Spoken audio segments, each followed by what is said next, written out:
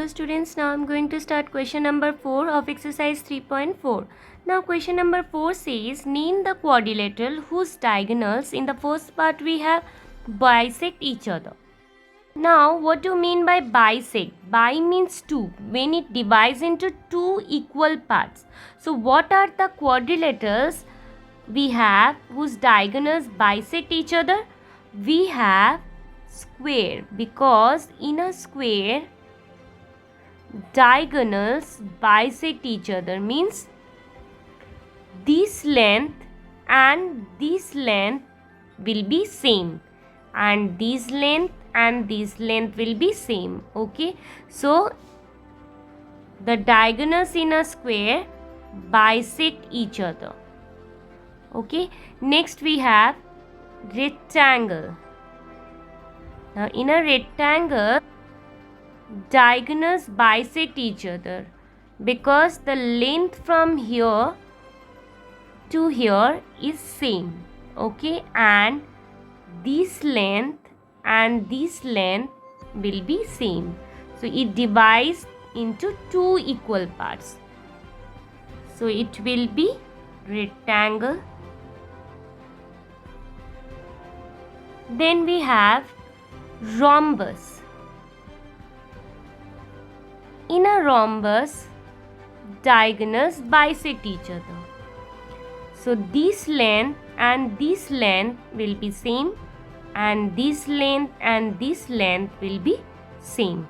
So it's rhombus. And we have parallelogram.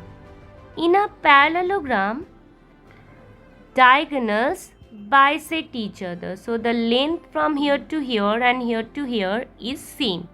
Similarly, this length and this length will be same, so it's parallelogram. Okay,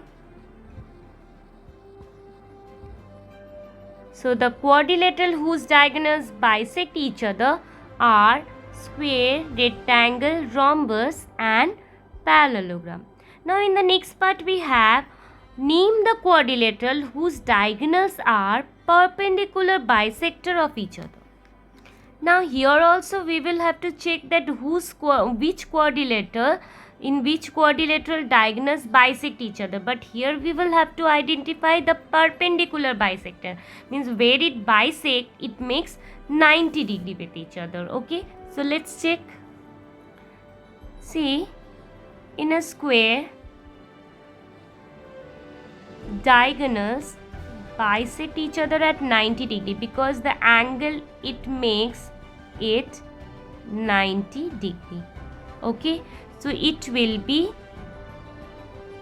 square because diagonals in a square are perpendicular bisector. It divides the line into two equal parts and it makes 90 degree also. Okay, that's why this is known as perpendicular bisector. And in a rhombus, diagonals are bisectors. Diagonals are bisect each other and it is the perpendicular bisector because it makes 90 degree. Okay, so what we have observed that only in case of square and rhombus diagonals are perpendicular bisectors because here diagonals meet each other at 90 degree. Okay, so these are square and rhombus. Now coming to third part, here we will have to name the quadrilateral whose diagonals are equal. In a square, the length of the diagonals are of equal length. Okay, so it will be square because the length of this diagonal will be as same as the length of the second diagonal. Okay, and we have rectangle. The length of one diagonal in a rectangle is equals to the length of other, so this length and this length is same, so the Next quadrilateral in which the diagonals are equal is rectangle. Okay. So this was all about question number 4. Now coming to next question. Now question number 5 says explain why a rectangle is a convex quadrilateral. Now convex and concave you have learned before.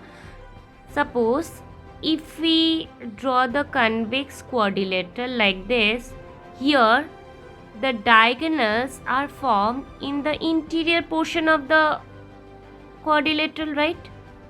So this is called convex quadrilateral. Okay. Now what are concave quadrilateral? Suppose if I draw like this. Okay.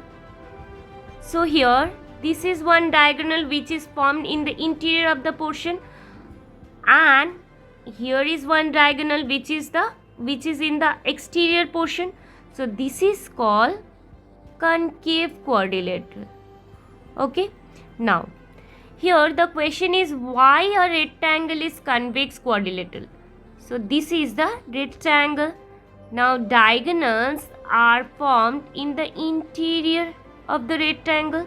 So it is called convex quadrilateral as diagonal is formed in the interior portion. Okay. So we will write a rectangle is a